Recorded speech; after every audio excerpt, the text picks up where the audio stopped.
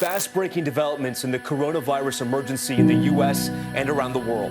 And now we turn to the U.S. military and defense community's role in the fight against COVID-19. For the Air Force, like the other branches of the military, the mission must go on despite the coronavirus outbreak. It's not business as usual, it's business as required. How is planning for a pandemic the same as for a war, or how is it different?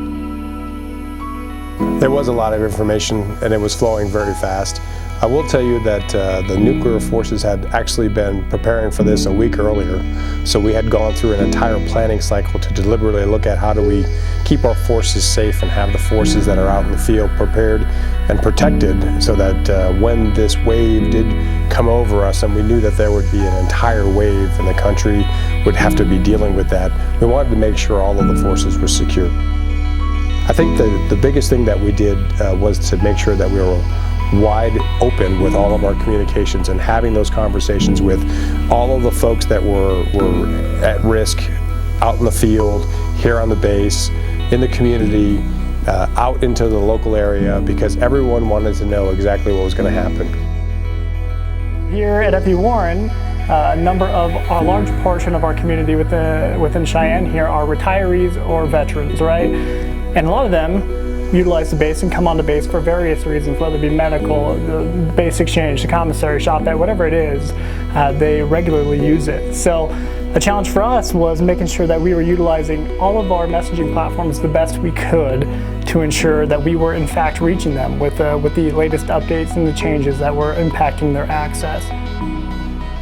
One of the things that we've done is implemented teleworking. A large population of our team is teleworking right now and utilizing all the different social media platforms and apps that are out there in order to keep the information flowing. The 3D printing masks, that was a pretty exciting time for us at the Mighty 90, because as soon as we learned that we could print 3D masks that would help our healthcare professionals out, our defenders, everybody on the front line, instantly all of the 3D printers started going to work 24/7. Us, along with the Dental Squadron, MUNS, and EOD, we're all pushing out these 3D printed masks. The day that we said, hey, we need another 3D printer or more, within 24 hours to 48 hours, I would say, we had already doubled our 3D printers, and we were able to push out double the amount of 3D masks. So the acquisition process went really smoothly and really fast. Each mask has a slightly different insert and shape of the filter paper that we're playing with, so we're putting a filter paper in to get out matter from the air. And this attachment here is what we connect our fit tester to kind of check the fit with bioenvironmental engineering, so they're able to quantify how effective these masks are. Much of what we do inside the Security Forces group deals with people. Our business is people. We work with people, we interact with people, and we've had to tailor some of those ops in order to still do our business. When COVID originally started, we all kind of didn't really know exactly what was going to happen for us. We knew that there was going to be some big changes coming. 435 officer. Taking ID cards, handling people's ID cards. I think that's going to be something that's going to be maintained for a while, if not indefinitely.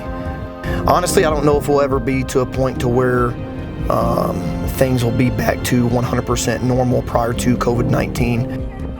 There's a lot of focus on the deaths or the number of folks that have gotten sick or how big the spread is. I actually like to look at the opposite. I like to look at what the good is coming from it. How much mankind has been trying to pull together and find alternative ways to still have social interaction, to find new ways to still get business done and help people succeed without maybe having that personal interaction. That's the part I really like to focus on, and in particular for our group, that's where the defenders of the Security Forces group or those associated with our group have really continued to shine. So with the dining facility being mission essential, we have had minimal disruptions due to COVID-19. However, we have had to take more strict precautions to ensure the safety of our customers as well as our employees here on FE Warren Air Force Base.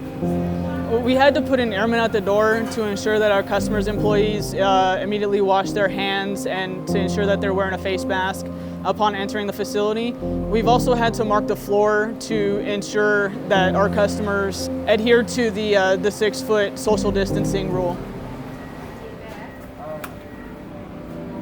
group commanders or someone from the groups like security forces, the OG, MSG, they provide a list of the people that are going to trip out to the MAFs or LCCs. And then they go through the drive-through process, and then we give the specimens to the lab, and then they ship it off the right path.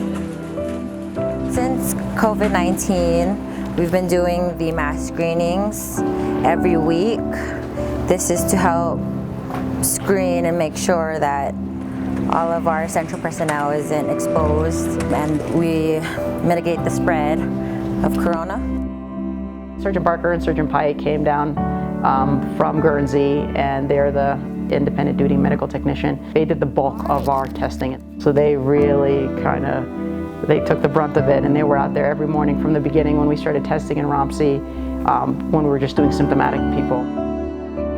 I think that as medical health professionals, when we take care of patients and contribute to their health care and that of their family, even though we have concerns in the back of our mind, it's that selfless service aspect. Like it's what we do, it's what we're made for, it's what we train for, so we just do it.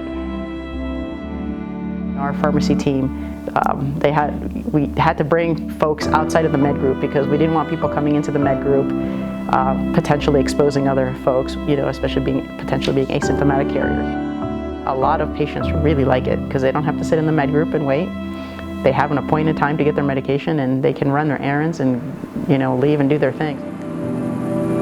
Today we flew over the city of Cheyenne to kind of raise morale over the city, to pay thanks to the medical personnel who are fighting on the front lines against the COVID-19 pandemic.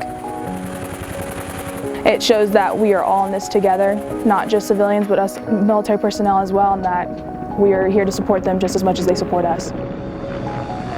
We're not used to the whole 6-month deployment like some of the other career fields, so our spouses are feeling it and seeing what the military is mostly about with the deployments that others go on, even though ours is not as long as 6 months.